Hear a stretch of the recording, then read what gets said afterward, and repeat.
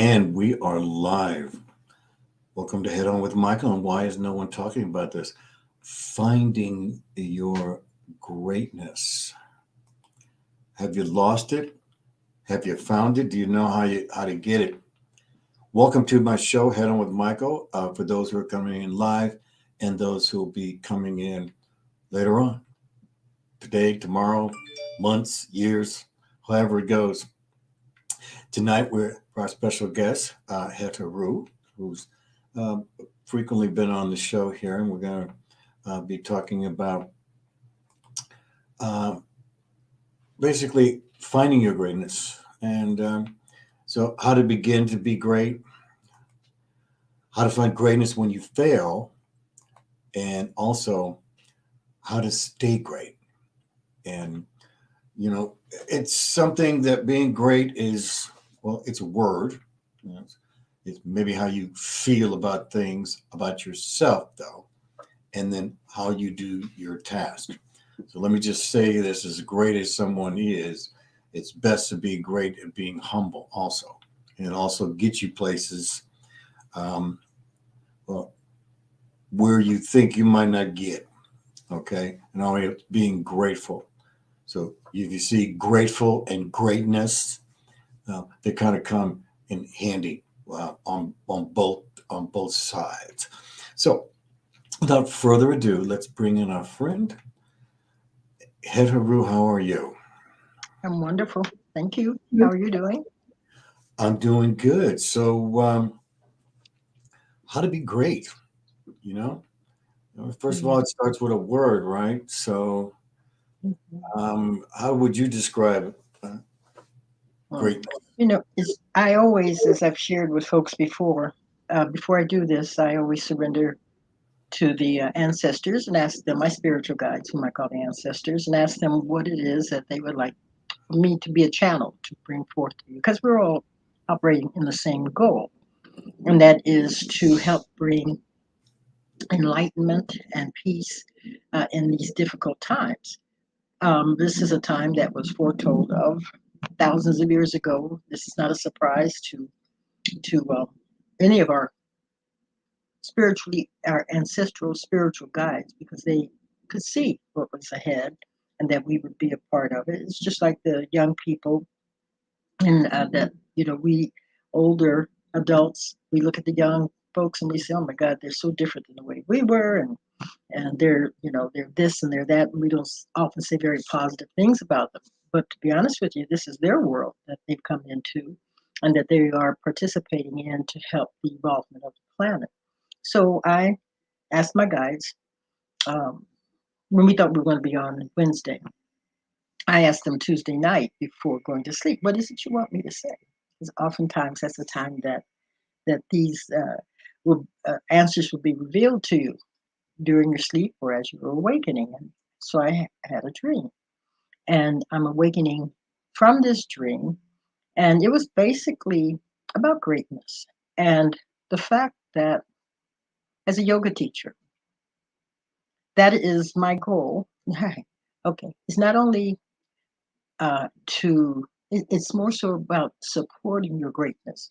What I'm teaching now is supporting your greatness, because you often hear me talk about the difference between the Piscean and the Aquarian age. In the Piscean age, we had the teachers, we had the gurus, we had the great spiritual guides. Names were Jesus, Buddha, etc., etc.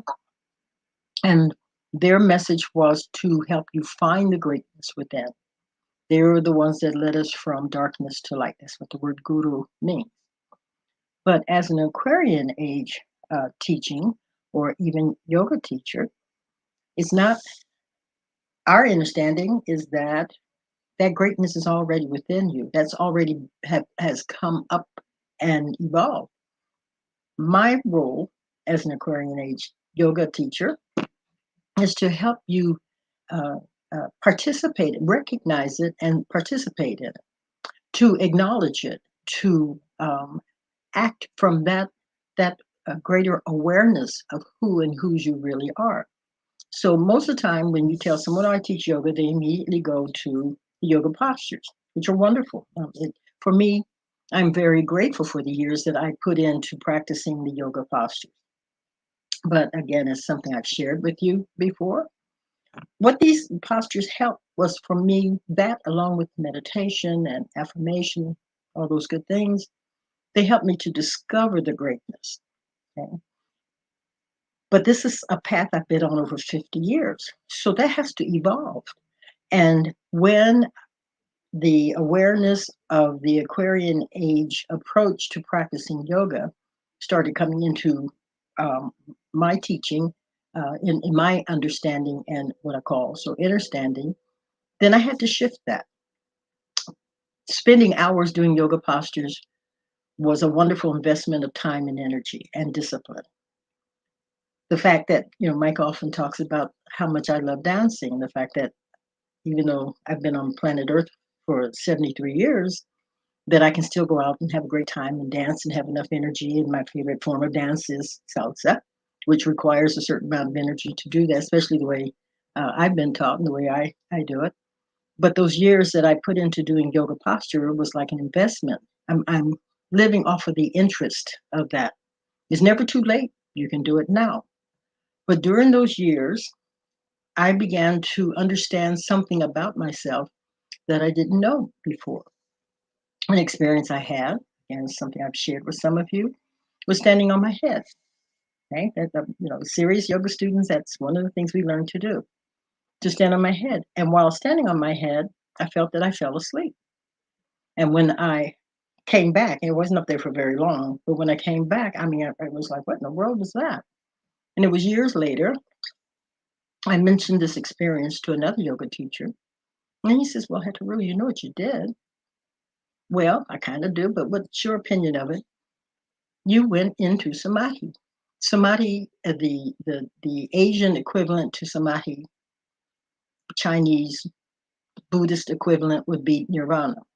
It is when there's no separation between uh, that who I believe myself to be and that who knows who I really am. So the greatness is already there. You are a great being. If you have not discovered it yet, it's because no one has encouraged you to do so. I can remember as a child, my mother was never comfortable with her daughters enjoying our physical body. She didn't want us to stand in a mirror and admire ourselves. That was her training and probably her mother's training. If I had a daughter today, I would have her praise the beauty and the wonderment that she is, because she is the expression of the one most high, as we all are in our own special way. Sometimes it's expressed through music, sometimes through dance, some type of art, some type of science. It goes on and on and on.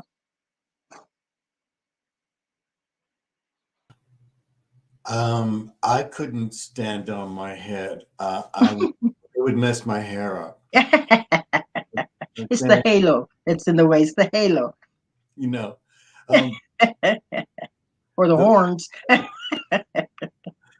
those are some really good points. I wanted to add. You said you've been doing it for 50 years, and uh, Actually, more than that, but yeah, yes. yeah. I want to say my understanding, and again, for me, it's no. You've been doing it for 73 years, so I had to go back after I even had my own personal awakening, or finding Sophia, which means wisdom, um, and then just understanding that it was in the womb. The beginning of how I got here today, just right here today, started in my mother's womb, and so it's Mm. allowed me to put my whole life together in one package, so to speak, instead of different sections. When I know it's sections, because you can say it's a chapter. So ladies and gentlemen, as you can see, we have different perspectives, and the whole thing is you can learn from anybody. You can learn from a 2-year-old. You can learn from a dog. So, to True. say, okay, so Buddha, Jesus, and Mohammed, however it is, okay, your best friend, okay, learning is learning. You are an individual spirit, and you can do what it is you want with it. And the best thing for you to do is to really look at yourself with high praise, not going around praising yourself to everyone, but again, this is about how you think about it. Let's see. So our next thing here is, and I think this is one of them, probably I think of the important one of these three sections is how to find greatness when you fail. Hmm. We all fail. Okay, if you've never failed one time in your life, well, you know, I bet I could question that with anyone. Okay, so this is the next one I want to bring to you, HET-HERU. Well, it helps if everyone understands is that this is just a school. We could live to be 100 years, what we call 100 years. That's not enough time when you consider in the whole scheme of things. 100 years. I'm at 3/4 of my lifetime. I don't know how much more. I mean, I might be even more than that. But let's say I ended up being here for 100 years. I don't know for sure how many years I'll be here. I just know that I'm here almost 75 years. Not quite, almost 75 years. So the majority of my life is behind me. If I took every experience that I had and didn't look at it as a learning process, what a waste. This is a school. We come in to learn specific things. And then, as you often hear Michael and I say, the only thing you take with you when you so called leave, or when it's your time to make your transition, is your state of consciousness. So if you're still rooted in a lot of anger, a lot of fear, a lot of confusion, and all those things, then it behooves you to take the time to rise above that, to take back your power. The way I did it was through meditation and affirmation. I also studied metaphysics because in those years, I didn't realize I kept looking for some power outside of myself to make my life right. Okay. I finally had that light bulb moment when my guide spoke to me and said, "You're the one creating this mess. You're the one that's going to have to resolve it. You're the one that's going to have to deal with it and take care of it and change it." And that motivated me to start on a search, to start on a path to learn. I mean, I've been into yoga at that point a lot of years, and I had gained a lot from yoga. But the depression that I've shared with you that I was going through, and Dr. Sue Sicking from the Unity Church in Santa Monica, California, used to say depression is something inside pressing to get up. Well, that's exactly what was going on in my life because at that point, I was very caught up in the as an in an Aquarian age approach to finding who and whose I am or was at that time, and that was I had my yoga teacher, whom Indra Devi, First Lady of Yoga, whom I have a tremendous amount of respect for and appreciation and love. However, I met her when she was 70. She came out of an Aquarian age, I'm sorry, Piscean age approach to doing yoga. And so my path was moving in the direction they sent me a teacher to get me to shift what I was doing into an Aquarian age understanding of this path. And so I could take the essence of what I had learned all those years, but I could also add something new. That meant one of the things I had to do was to remove myself out of the herd, okay? Out of the herd. I had to accept that I did not have the same understanding about things as many of the people who was involved in some of the same things as I at that time. There were a lot of things that I questioned that just didn't feel right to me. And so I used enough courage to remove myself out of the herd following. And I've always say that during those years I was a devotee of Satya Sai Baba, who passed away a number of years ago. I learned about Sai Baba through Indra Devi, through my yoga teacher.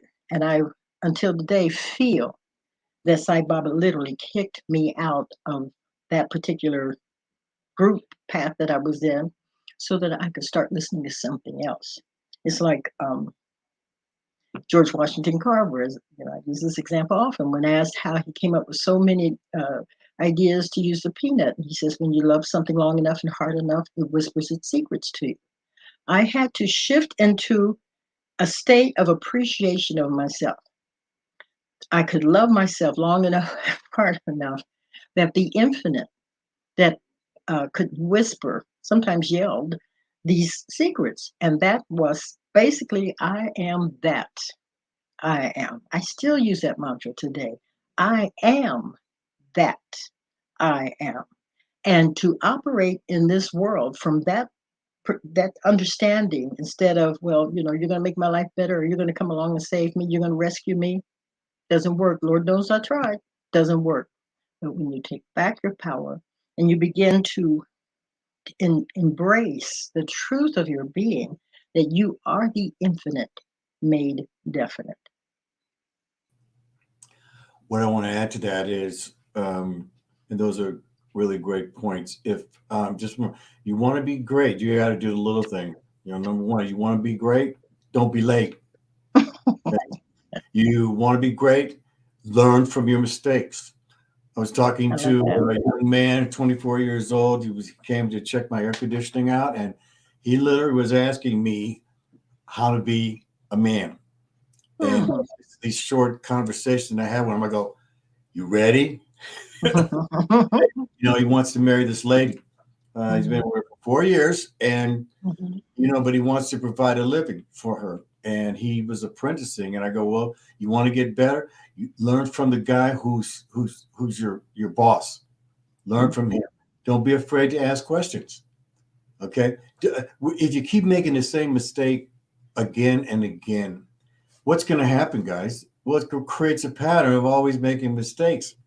Once you rectify your mistake, you learn from it. And what do you get from that? Well, you get wisdom. Wisdom is, I'm telling you, there is no value greater than wisdom. This is what you come, this is, and also, this is what you take with you. When you transition, okay, you got your thoughts and the decisions you made, and that's your consciousness. Okay, so you get to take that with you, but you can also work on them, like HET-HERU said. You know, work on your anger, learn how to be calm. It is these are steps, because when you do fail, these things, a failure could, you call it a mistake. A failure, could be you messed up a relationship. But the main thing is, what you're going to do is you're going to go, I'm still this person, but I'm going to work on myself. And this is how you maintain. You're going to maintain your thought process of how to be successful and how to stay successful. So our next one, Let me add right, something real quick about that. please. Okay. If you're following a path, whether it's religion or some type of spiritual teaching, whatever, and when you get into those places in your life where you're being challenged, or you're having the challenges to grow more, and what you've been participating in spiritually or religious way or whatever, and it's not working for you, here's an opportunity to find something else, something that does work for you. And that's what I was sharing with you. At all those years I was very involved in the Eastern teachings, and yes, they're wonderful and I gained a lot. But I got to a place in my life where the fact that I was not born in the East, the lack of language, lack of cultural differences, and not the lack of cultural differences, but the cultural differences and so forth, it began to block me from evolving and growing. And so I had to go another direction. And that's when metaphysics came in, because most of the physicians that we know of have come from the Western world. And so it was a language that I understood, it was a culture I understood. And so it helped me to advance. Now, it didn't stop with that. Okay. It didn't stop because I continued. That was after I got into metaphysics, then the Kemetic teachings came into my life. And so it's always about evolving and growing and taking back your power. When you're gonna, I want to just make one little thing out of here, because we haven't talked about like couples, married. Mhm. Okay. Um, One of the things that you're going to be in a relationship, you're going to be in a serious relationship, especially if you're going to get married. One of the things you have to make the decision on is that Your mate's mistakes are your mistakes, and your mistakes are their mistakes. And so once you understand that you have somebody in your corner, you're literally willing to make less mistakes. Okay, because you know someone is going to be there and for your mistakes. And so that really that helped my marriage greater than anything. So anyone who's married, you want to get to that next, because it's easy to blame, okay, when and instead of that, it's our mistake. So this is another thing I want to, before we just kind of go on here for our little surprise here. It, Yes, go on, Michael, please. I have a little surprise here. I just want to get your on how to stay great and your final. Give me a couple minutes, and then we're going to go into the surprise round. So, how to stay great while you're in a relationship? Is that what you're saying? No, I just What do you mean by? terms of, I was just adding that in terms of a Oh, marriage. okay, Just okay, we're going back to the where we're at as a right. single human being.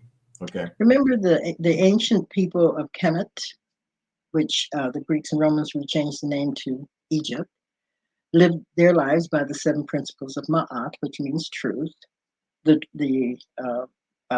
principles of truth, righteousness, law, order, balance, harmony, and reciprocity, and that their spiritual practice was to ask themselves each night before going to sleep, have I lived in truth? Have I lived in righteousness? Have I lived righteously? Have I lived in law and order, balance, harmony, reciprocity? And they felt that if you use those as guidelines, if you could look at, you're just in your day's time, yes, I was truthful about this. Yes, I remember that I am the infinite made definite, et cetera, that when your time to make your transition comes about, that it will keep your heart so light. They use scales. One scale had a feather and the other had the heart, and that the heart should not be burdened. When I hear people of their heart attacking them, I often think, what's going on? What kind of guilt do you have? What kind of anger do you have? What kind of, all these emotions that have robbed you from your health, from your well-being. But that if you use these as guidelines at the end of your time here, at, you know, then the heart will be light enough that your transition will be light as well. Fine thoughts here. So we're going to have a little question and answer here. Okay, all Uh, righty. just to let you know that I've actually asked these questions, but I think that this show kind of gives an idea of where we're at here. So here is the first question: do you forget the past or learn from the past? Oh, Forget it. why forget the past? Why forget it? You learned that moment in time, right? But learn from it. Now, is there some things that people should forget? I mean, okay, let's just talk about greatness. Just saying in just in terms of like, um, you know, it's like when you're a cornerback in the NFL or playing football, you have to have a forgetful memory. Since if you got burnt on that play, you have to let it go so that you can go. Because if you're living in the moment, I'm not saying you forget about it permanently, but you want to be able to put aside that, so you can go on to the next play. Now, when game's over, you evaluate. Okay. Ask Tracy, do women forget? It's easier for you guys. We don't forget. We will forgive, but no, we don't forget. Yeah, I have that. We don't forget. Yeah, I'm not disagreeing with that. We may not use that against you, but we'll use it as a like a Hammer. no. Okay. We'll weigh your actions to your earlier actions to see if you're willing to make that change and not participate in whatever it was you participated in before that we forgave you. for it. But no, women in that respect, we're like elephants. We don't forget. We forgive. There's a difference between forgiving and forgetting. Well, It's anything, can it? you know, I'll say this. Now, real men, real men know you have to prove yourself every single day. That's also part of being, okay, is Hmm. knowing you have to prove it every day. There's really no days off, Hmm. in terms of that. So here's our next one here. If I knew back then what I know now, what would I change? Oh If my I God. knew back then what I know now, what would I change? I would have been more selective with my relationships, for one thing. I would have um, done some things financially that, I look at my friends that are getting getting what do you call these, every week, every month they get, when you get you've worked for a school, and then you finally retire, and then you get pension. Thank Pension. you. Yeah. Yeah. Perhaps I would do that, but you know what? It's been a ball. I've had a so far great life, and part of the reason is that by nature I'm an artist, and so I've never been a person really into the academia. It's always been, I love being around artists. The majority of my friends are very eccentric. I never thought of myself as eccentric until a friend reminded me that I was uh, 24 years old when I opened up the yoga studio, married to a white man who was 27 years older, living in Los Angeles, and the majority of my clients, customers, students were white. They actually came from all over, and they're coming to learn this thing called yoga from little old me. So, yeah, I guess I'm a little eccentric in that respect, but more interesting. I find people fascinating, don't you, Michael? People I do. fascinating.